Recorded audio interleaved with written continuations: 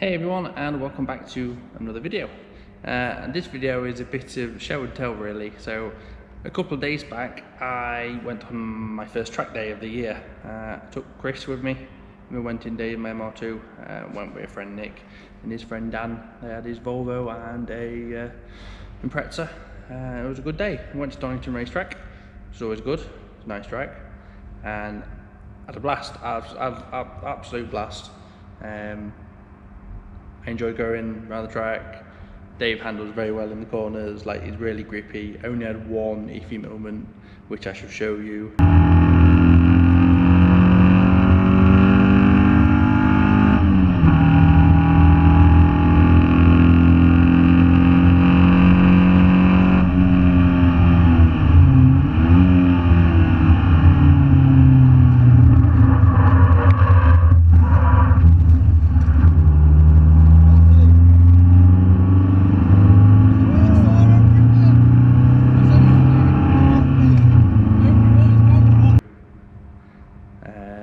Yeah, bit iffy.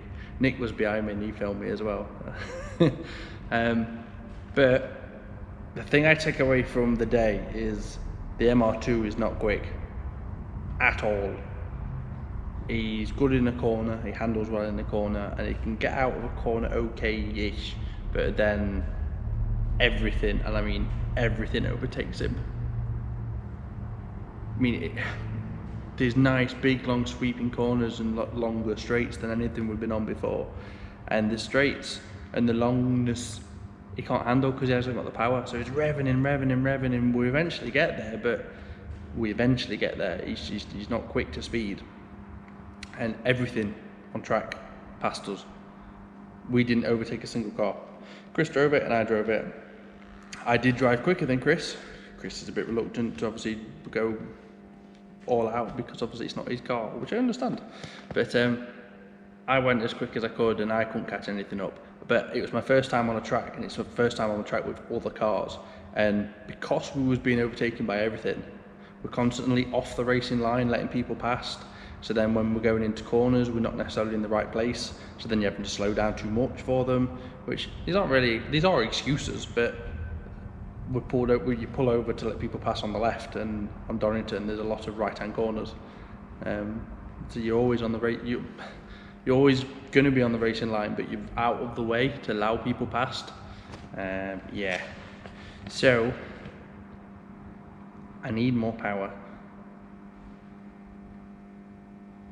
So after watching them clips, I'm sure you'll probably agree, and there's no external footage because Donington doesn't allow external cameras, so they're only inside cameras, but I'm sure you will agree, Dave needs more power.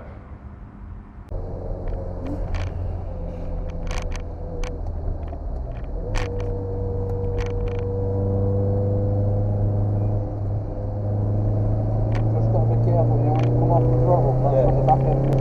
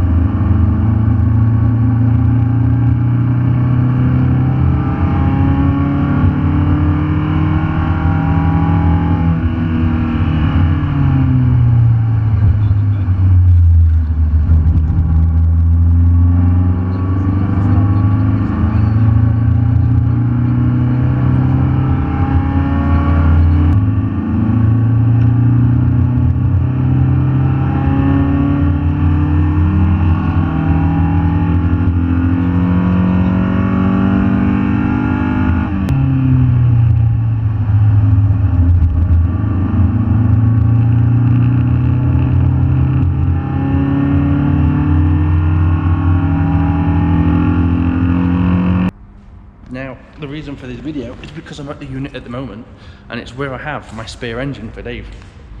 That there is my spare engine for Dave. But all that is a newer version of what he's already got. So it's a 3S GE, which is the non-turbo 2-litre engine. That has 173 horsepower. Dave's has 154 from factory, and it's probably less because it's 30 years old, and that's obviously nearly 30 years old, so it probably doesn't have 173. But it's not enough. Even that's not going to be enough. I was outmatched by everything, even like clear 182s on the straight, just pulling away from me. 172s, 182s, pulling away from me. I'm trying to think of all those freaking MX5s, although I don't know what they're running. They could have been turboed for all I know. They're pulling away from me quite quickly as well. And Dave's not a heavy car, but there were two of us in it. But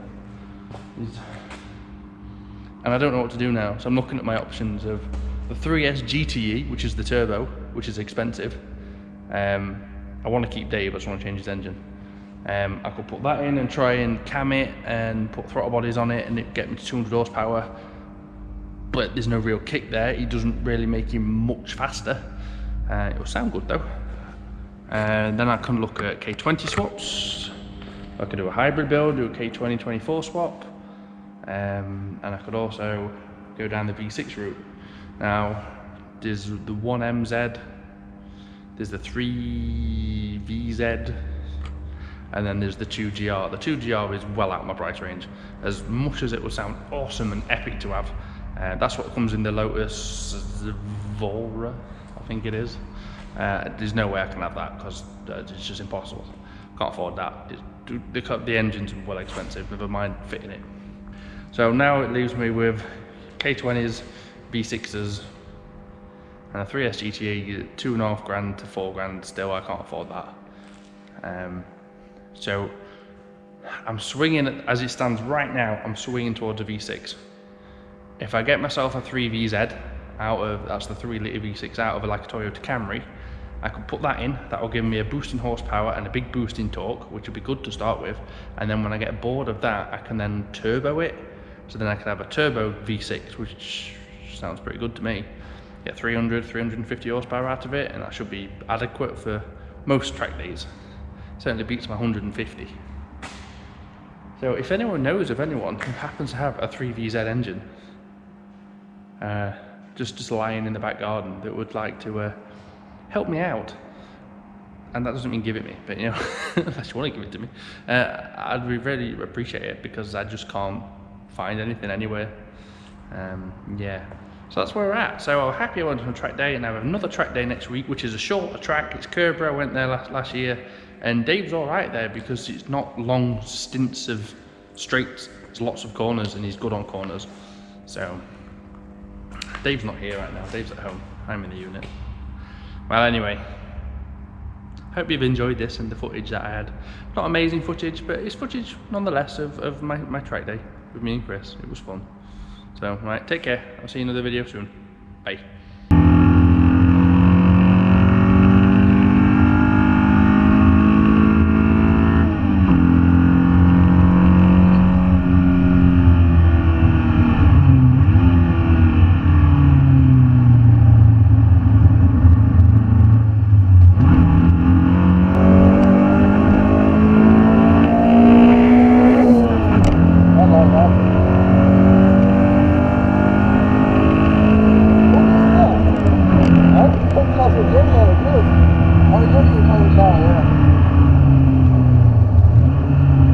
Not all the time, not on command, I think it's as and when.